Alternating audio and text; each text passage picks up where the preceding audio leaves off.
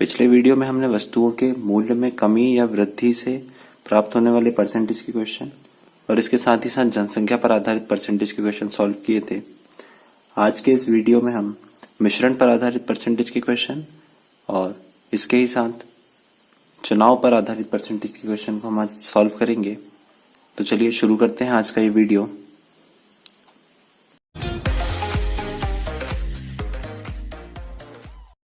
मिश्रण पर आधारित क्वेश्चन हमें परसेंटेज के साथ साथ अनुपात वाले चैप्टर में भी देखने को मिलते हैं। दोनों तरह के क्वेश्चन को सॉल्व करने का जो मेथड है वो सेम है। यहाँ पर हम क्वेश्चन को परसेंटेज के आधार पर सॉल्व करते हैं, जबकि अनुपात वाले चैप्टर में क्वेश्चन को सॉल्व करने के लिए हम उन्हें एक भिन्न में चेंज करके या उन्हें फ्रैक्शन में चेंज करके अनुपात के रूप में उन क्वेश्चन को सॉल्व करते हैं। तो चलिए शुरू करते हैं आज के पहले क्वेश्चन से। पहला क्वेश्चन हमारे पास है कि एसिड और पानी के 60 लीटर मिश्रण में 80% एसिड है। एसिड की मात्रा को 60% करने के लिए कितना पानी मिलाया जाना चाहिए। इस क्वेश्चन में हमसे बोला गया है कि हमारे पास एक मिश्रण है। मिश्रण हम सभी को पता है कि 2 या 2 से ज्यादा चीजों को किसी अनुपात निश्चित अनुपात में मिलाने पर हमें एक मिश्रण प्राप्त होता है। तो क्वेश्चन में हमें दिया गया है कि यहाँ पर एसिड और पानी का एक मिश्रण है जिसकी क्वांटिटी, जिसकी जो मात्रा है वो हमारे पास 60 लीटर है। 60 लीटर के इस मिश्रण में 80% मात्रा एसिड की है। जब 2 चीजों का मिश्रण बना है तो उनमें दोनों चीजों का कुछ न कुछ निश्चित अनुपात होगा। यहाँ हमें क्वेश्चन में दिया हुआ है कि जो एसिड की मात्रा है वो 80% है। क्वेश्चन में ये पूछा गया है कि एसिड की मात्रा को 60% करने के लिए उसमें कितना पानी मिलाया जाना चाहिए। क्वेश्चन में जो एसिड की मात्रा पहले दी हुई है वो 80% दी है और हमें बाद में दिया गया है कि एसिड की मात्रा को 60% करना है। मतलब यहाँ पर हमें ये चीज समझ में आ रही है कि जो एसिड की मात्रा है क्वेश्चन में हमें उसे कम करना है। 2 चीजों के मिश्रण में अगर एक चीज को कम करना है, इसका मतलब ये होगा कि हमें दूसरी चीज को बढ़ाना पड़ेगा। यहाँ पर हम सबसे पहले देखते हैं कि कुल मिश्रण हमारे पास है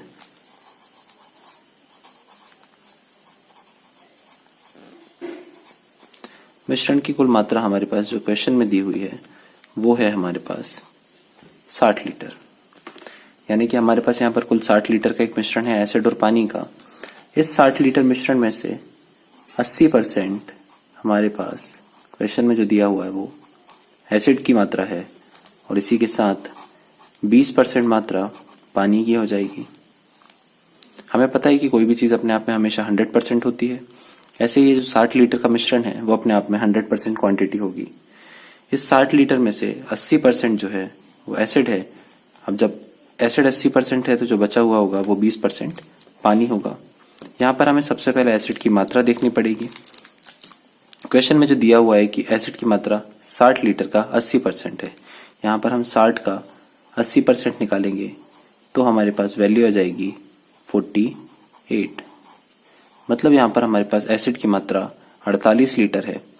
60 लीटर के मिश्रण में से एसिड की मात्रा अगर 48 लीटर है तो हमें यहाँ पर क्लियर है कि पानी की मात्रा 12 लीटर होगी। इसके बाद क्वेश्चन में हमसे कहा गया है कि इस मिश्रण में कितना पानी और मिलाया जाए कि एसिड की मात्रा 60% हो जाए। यहाँ पर हम मानकर चलते हैं कि माना x लीटर पानी और मिलाया गया।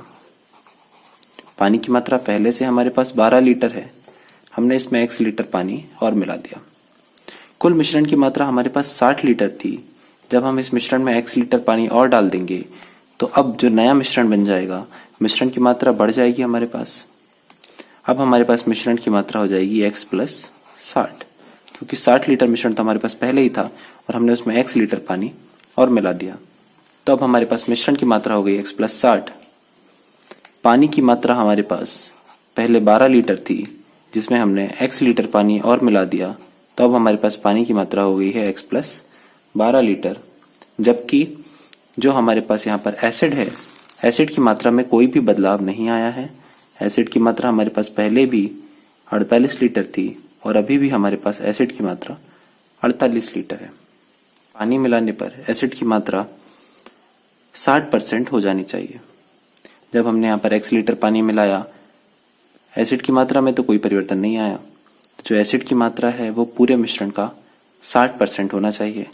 अब हम यहाँ पर देख लेते हैं कि क्या एसिड की मात्रा पूरे मिश्रण का 60% है या नहीं है। एसिड हमारे पास अभी भी है 48 लीटर्स और जो मिश्रण है वो हमारे पास है x+60। क्वेश्चन के हिसाब से एसिड की मात्रा मिश्रण का 60% है, मतलब 48 इज इक्वल टू x+60 का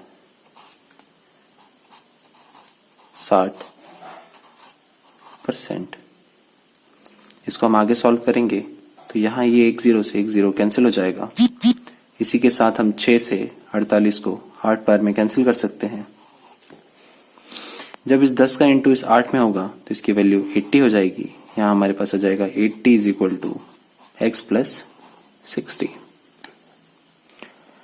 x के लिए जब हम इसको सॉल्व करेंगे तो 60 लेफ्ट हैंड की तरफ आकर माइनस का हो जाएगा। जब 80 में से 60 माइनस होगा तो हमारे पास वैल्यू बचेगी 20, जो हमारे पास x की वैल्यू आ जाएगी। इसका मतलब ये होगा कि मिश्रण में 20 लीटर पानी और मिलाने पर एसिड की जो मात्रा है वो पूरे मिश्रण का 60% हो जाएगी। अगले क्वेश्चन की तरफ पढ़ते हैं। अगला क्वेश्चन हमारे पास यहाँ पर है 40 लीटर दूध और पानी के मिश्रण में 10% पानी है।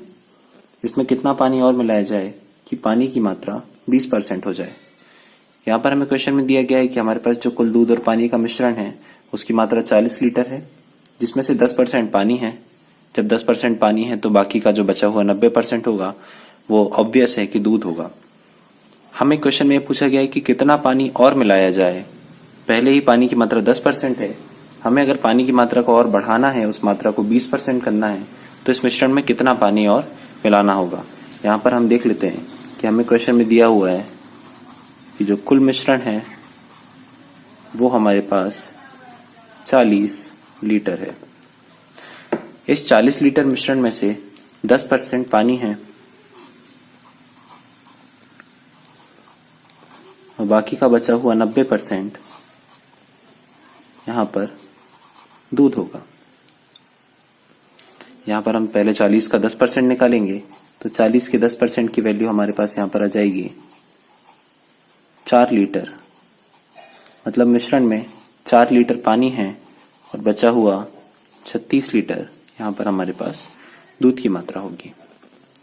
क्वेश्चन में दिया गया है कि पानी कितना और मिलाया जाए। पानी पहले ही हमारे पास 4 लीटर है। हम मान लेते हैं कि माना x लीटर पानी और मिलाया गया। जब हमने x लीटर पानी और मिलाया तो हमारे पास मिश्रण की मात्रा जो पहले हमारे पास 40 लीटर थी, अब वो हमारे पास 40 प्लस x हो जाएगी। मिश्रण पहले हमारे पास 40 लीटर था, जब हमने x लीटर पानी और मिला दिया तो मिश्रण की मात्रा बढ़कर 40 प्लस x हो गई। साथ ही साथ पानी की जो मात्रा हमारे पास पहले 4 लीटर थी, अब वो हमारे पास 4 प्लस x लीटर हो जाएगी। जबकि दूध की मात्रा में कोई भी परिवर्तन नहीं आएगा। दूध की मात्रा अभी भी हमारे पास 36 लीटर ही रहेगी। क्वेश्चन में बोला गया है कि x लीटर पानी मिलाने के बाद पानी का जो परसेंटेज है वो पूरे मिश्रण का 20% हो जाता है। अभी हमारे पास मिश्रण की मात्रा 40 प्लस x है और पानी की मात्रा 4 प्लस x। क्वेश्चन के हिसाब से जो 4 प्लस x मतलब पानी की जो मात्रा है वो मिश्रण का 20% है। इसको हम आगे अगर सॉल्व करें तो 40 प्लस x जो कि पूरा मिश्रण है हमारे पास, इसका 20% पानी है, मतलब कुल मिश्रण का 20% बराबर पानी की मात्रा यानी 4 प्लस x हो जाएगा। इसको जब हम आगे सॉल्व करेंगे तो 20 से 100 को 5 बार कैंसिल किया जा सकता है। इस 5 का इंटू 4 प्लस x में होगा तो ये वैल्यू 40 प्लस x बराबर 20 प्लस 5x हो जाएगी। x के लिए जब हम इस क्वेश्चन को आगे सॉल्व करेंगे तो 20 लेफ्ट हैंड की तरफ अगर माइनस हो जाएगा, जब 40 में से 20 माइनस होंगे तो हमारे पास यहाँ पर 20 बचेगा। जबकि x राइट हैंड की तरफ जाके 5x में से माइनस होगा तो हमारे पास यहाँ वैल्यू बचेगी 4x। और इस 4 से 20 को 5 बार कैंसिल किया जा सकता है। यहाँ पर x बराबर हमारे पास 5 लीटर आ जाएगा। तो मतलब ये है कि जब हम मिश्रण में 5 लीटर पानी मिलाएंगे तो पानी की मात्रा कुल मिश्रण के 10% से 20% हो जाएगी। अगले क्वेश्चन की तरफ बढ़ते हैं। अगला क्वेश्चन हमारे पास है कि 12 लीटर नमक के घोल में से 4 लीटर पानी वाष्पीकरण द्वारा उड़ा दिया जाता है। नमक के घोल का मतलब ये होगा यहाँ पर कि नमक को पानी में मिश्रण बनाया गया है। तो 12 लीटर नमक के घोल में से 4 लीटर पानी को वाष्पीकरण द्वारा उड़ा दिया जाता है। यदि मिश्रण में नमक की मात्रा 7% है तो वाष्पीकरण के बाद नमक का प्रतिशत क्या होगा। कुल हमारे पास 12 लीटर घोल था, जिसमें से 4 लीटर घोल को पानी को वाष्पीकरण के द्वारा उड़ा दिया गया है। जब वाष्पीकरण में पानी उड़ाया जाएगा तो उसकी जो नमक की मात्रा है वो शेष रहेगी बाकी के मिश्रण में। अब हम देखते हैं इस क्वेश्चन को हम किस तरीके से सॉल्व करेंगे। सबसे पहले हमें दिया हुआ है कि कुल मिश्रण 12% है, कुल मिश्रण हमारे पास यहाँ पर 12 लीटर है, जिसमें से नमक की मात्रा 7% है। 12 लीटर का नमक जो है वो 7% है तथा पानी शेष जो मात्रा होगी पानी की वो 93% के बराबर होगी। यहाँ पर अगर हम देखें तो 12 का 7%, 12 इंटू 7/100, यहाँ पर आ जाएगा 0.84। 12 लीटर में से नमक की मात्रा 0.84 है, तो जो बचा हुआ होगा मतलब 11.16, ये हमारे पास पानी की मात्रा हो जाएगी। क्वेश्चन में दिया गया है कि कुल पानी को 4 लीटर पानी को वाष्पीकरण द्वारा उड़ा दिया जाता है। पानी की मात्रा पहले हमारे पास 11.16 थी, वाष्पीकरण के बाद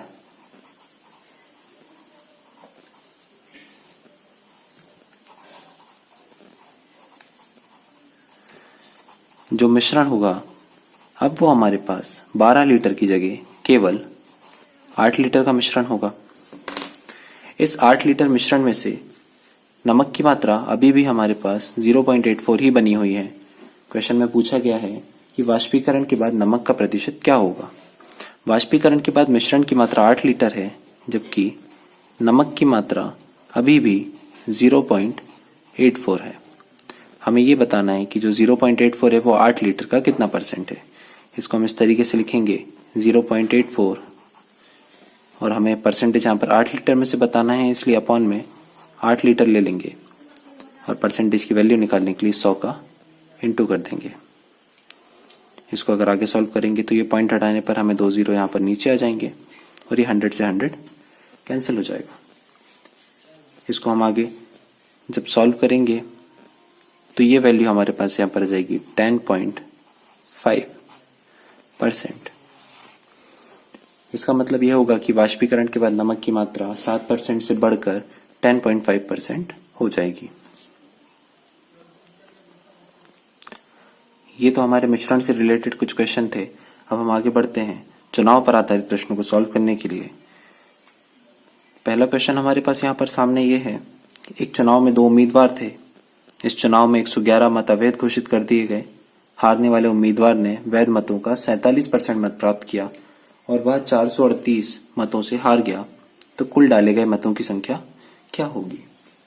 यहाँ पर हमें यह दिया हुआ है कि जितने भी मत डाले गए उसमें से केवल 111 मत जो थे उन्हें अवैध घोषित कर दिया गया, उन्हें गलत घोषित कर दिया गया, यानी कि उन मतों को गिनती नहीं की गई। जो व्यक्ति हार गया उसे कुल वैध मतों का 47% मत प्राप्त हुए। हम यहाँ पर मानकर चलते हैं। सबसे पहले हम यहाँ पर मान लेते हैं कि माना कुल वैध मत जो थे वो हमारे पास x थे, यानी कि कुल जो जितने वोट डाले गए वो हमारे पास x वोट जो वैलिड थे वो डाले गए। यहाँ पर हम इन 111 मतों की बात नहीं कर रहे। कुल वैध मत हमारे पास यहाँ पर x है। इस x में से हारने वाले व्यक्ति को 47% मत प्राप्त हुए। जाहिर सी बात है, अगर हारने वाले व्यक्ति को 47% मत प्राप्त हो रहे हैं तो जो व्यक्ति जीता होगा उसको 53% या 53% मत प्राप्त हुए, क्योंकि दोनों मतों का टोटल किसी भी संख्या अपने आप में 100% होती है। तो इन दोनों मतों का टोटल 100% आना चाहिए। तो अगर हारने वाले व्यक्ति को 47% मत प्राप्त हैं तो जीतने वाले व्यक्ति को 53% या 53% मत प्राप्त हुए होंगे। अब क्वेश्चन में हमें ये दिया गया है कि जो हारने वाला व्यक्ति है वो 438 मतों से हारा। इसका मतलब ये होगा कि जीतने वाले व्यक्ति को हारने वाले व्यक्ति से 438 मत ज्यादा मिले। इसको हम इस तरीके से लिख सकते हैं, जीता हुआ व्यक्ति को हारने वाले व्यक्ति से 438 मत ज्यादा मिले। जीतने वाले व्यक्ति को कुल 53% मत प्राप्त हुए हैं, तो यहां पर वैल्यू हो जाएगी x का 53%। हारने वाले व्यक्ति को x का 47% प्राप्त हुआ है और ये 438 मतों से हार गया है। x के लिए जब हम इसको सॉल्व करेंगे तो ये 47x अपॉन 100 लेफ्ट हैंड की तरफ जाकर माइनस हो जाएगा। तो जब 53x में से 47x को हम माइनस करेंगे तो यहाँ पर हमारे पास वैल्यू हो जाएगी 6x अपॉन 100 बराबर 438। अब यहाँ पर हम देख सकते हैं कि हम इस 6 से 438 को कैंसिल कर सकते हैं। यहाँ पर 6 से 7 बार कैंसिल होगा और फिर 3 बार। इसको हम आगे x के लिए सॉल्व करेंगे तो x बराबर यहाँ पर हमारे पास वैल्यू हो जाएगी 7300। इसका मतलब ये होगा कि जो कुल वैध मत हैं वो 7300 है। क्वेश्चन में इसके बाद हमें ये भी दिया हुआ है कि 111 मतों को अवैध घोषित कर दिया गया। 7300 मत जो थे वो वैध थे हमारे पास, इसके साथ ही साथ 111 मत ऐसे थे जिन्हें अवैध घोषित कर दिया गया। अगर इन दोनों को मिला के लिखा जाए तो हमारे पास कुल 7411 मत जो हैं कुल मतों की संख्या हो जाएगी। इसका मतलब कुल वैध तथा अवैध मतों को मिलाकर हमारे पास 7411 मत इस चुनाव में डाले गए होंगे। उम्मीद है आपको ये समझ में आया होगा। अगले क्वेश्चन की तरफ बढ़ते हैं। अगला क्वेश्चन हमारे पास यहाँ पर है, 2 उम्मीदवारों के बीच एक चुनाव में एक उम्मीदवार को कुल वैध मतों का 55% मिला। यदि कुल मत 15,200 हों तथा 15% मत अवैध घोषित हों तो दूसरे उम्मीदवार को कितने वैध मत प्राप्त हुए। यहाँ पर हमें क्वेश्चन में दिया हुआ है कि कुल हमारे पास जो वोट थे या कुल मत जो थे वो 15,200 थे, जिसमें से 15% मत अवैध घोषित कर दिए गए। जो व्यक्ति जीता है उसे 55% वोट प्राप्त हुए हैं। इसका मतलब ये होगा कि जो व्यक्ति हारा है उसे अवैध मतों का 45% मत प्राप्त हुए होंगे। यहाँ पर क्वेश्चन में यही पूछा गया है कि जो व्यक्ति हारा है उसे कुल वैध मतों का कितने मत प्राप्त हुए, कितने वैध मत प्राप्त हुए। सबसे पहले हम यहाँ देखते हैं कि कुल मत हमारे पास 15,200 थे, जिसमें से 15% मत अवैध घोषित हो गए। जब 15% मत अवैध घोषित हुए हैं तो वैध मतों की संख्या 15,200 का 85% होगी। ये हमारे पास यहाँ पर वैध मतों की संख्या हो गई। कुल वैध मत हमारे पास 15,200 का 85% होंगे। जो उम्मीदवार जीता है उसको कुल मतों का 55% मिला है और हमसे यहाँ पर क्वेश्चन में पूछा गया है कि हारने वाले उम्मीदवार को कितने मत मिले। जब जीतने वाले उम्मीदवार को 55% मत मिले हैं तो हारने वाले उम्मीदवार को क्लियर है कि यहाँ पर इन मतों का 45% मत प्राप्त हुआ होगा। इसको जब हम आगे सॉल्व करेंगे तो यहाँ पर सबसे पहले तो इन 2 जीरो से 2 जीरो कैंसिल हो जाएंगी। इसके बाद हम इस वैल्यू को 4 से कैंसिल कर सकते हैं। 4 से ये 3 बार और फिर 8 बार कैंसिल किया जा सकता है। इसके बाद इस 100 को हम 4 से 25 बार कैंसिल कर सकते हैं। फिर से इस 25 को हम 5 से 5 बार और इस 18 को, इस 85 को 17 बार कैंसिल कर सकते हैं। 5 से अगर हम 45 को कैंसिल करें तो ये 9 बार कैंसिल होगा। अब हमारे पास जो वैल्यूज यहाँ पर बची हैं वो हमें मिली हैं 38 इंटू 17 इंटू 9। जब 17 और 9 का हम आपस में इंटू करेंगे तो हमें यहाँ पर वैल्यू हो जाएगी 153। 38 का हम 153 में इंटू करेंगे, वैल्यू हमारे पास यहाँ पर आ जाएगी 5814। इसका मतलब ये होगा कि कुल वोट जो कुल मत डाले गए उसका 5814 मत जो वैध थे वो हारने वाले उम्मीदवार को प्राप्त हुए।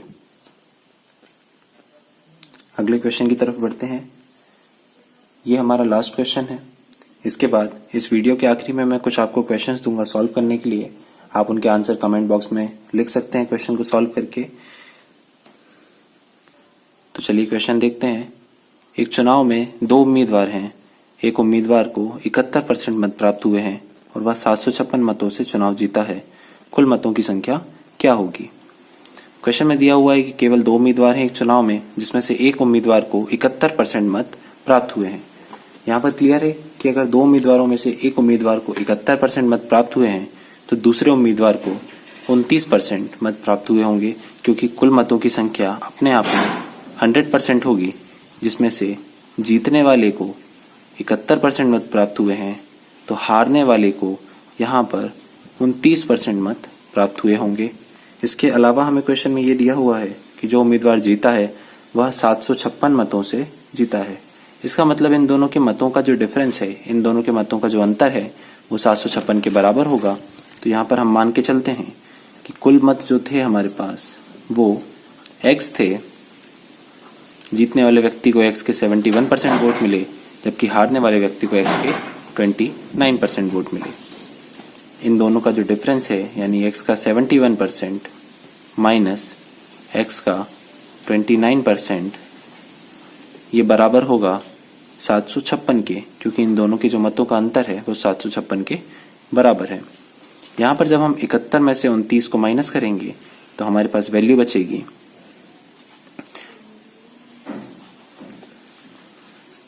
ठीक है। यहाँ पर हमारे पास 11 में से 9 माइनस करेंगे तो 2 बचेगा, जबकि 6 में से 2 माइनस करेंगे तो यहाँ पर हमारे पास 4 बचेगा। यहाँ पर वैल्यू आ जाएगी हमारे पास 42x/100 बराबर 756। इस 756 में हम 7 से भाग दे सकते हैं। जब इसको हम 7 से कैंसिल करेंगे तो ये 7 से एक बार, अब 5 में भाग ना जाने के कारण ये 0, और 56 में 7 से भाग देंगे तो 8 बार भाग चला जाएगा, जबकि इस 42 में 7 से 6 बार भाग जाएगा। वापस से हम इस 6 से 108 में भाग दे सकते हैं, जो 18 बार 6 से भाग चला जाएगा। जब हम इसको x के लिए सॉल्व करेंगे तो x बराबर इस 100 का 18 में इंटू हो जाएगा। यहाँ पर हमारे पास वैल्यू हो जाएगी 1800। इसका मतलब ये होगा कि इस चुनाव में कुल जो मत डाले गए उनकी संख्या 1800 होगी, जिसमें से पहले उम्मीदवार को 71% वोट प्राप्त हुए और दूसरे उम्मीदवार को 29% वोट प्राप्त हुए होंगे। ये हमारे परसेंटेज पर बेस्ड कुछ क्वेश्चंस हैं जो पुराने वीडियोस में हमने परसेंटेज के टाइप देखे हैं। इस वीडियो साथ ही साथ इस वीडियो में जो हमने परसेंटेज के क्वेश्चन किए हैं उस पर बेस्ड कुछ क्वेश्चन हैं। आप इन क्वेश्चन को सॉल्व करके कमेंट बॉक्स में इनका आंसर दे सकते हैं। अगले वीडियो में हम परसेंटेज का अगला टाइप, जो कि एग्जाम्स पर बेस्ड जो क्वेश्चन है उनको देखेंगे, और इसके साथ ही साथ जो परसेंटेज के कुछ और टाइप हमारे पास रह गए हैं हम उनको सॉल्व करेंगे। तो आपसे उम्मीद है कि आप इसके आंसर कमेंट बॉक्स में हमें ज़रूर शेयर करेंगे। अगर आप इस चैनल पर नए हैं तो चैनल को सब्सक्राइब करें और साथ ही साथ अपने दोस्तों के साथ इस वीडियो को शेयर ज़रूर करें। Thank you.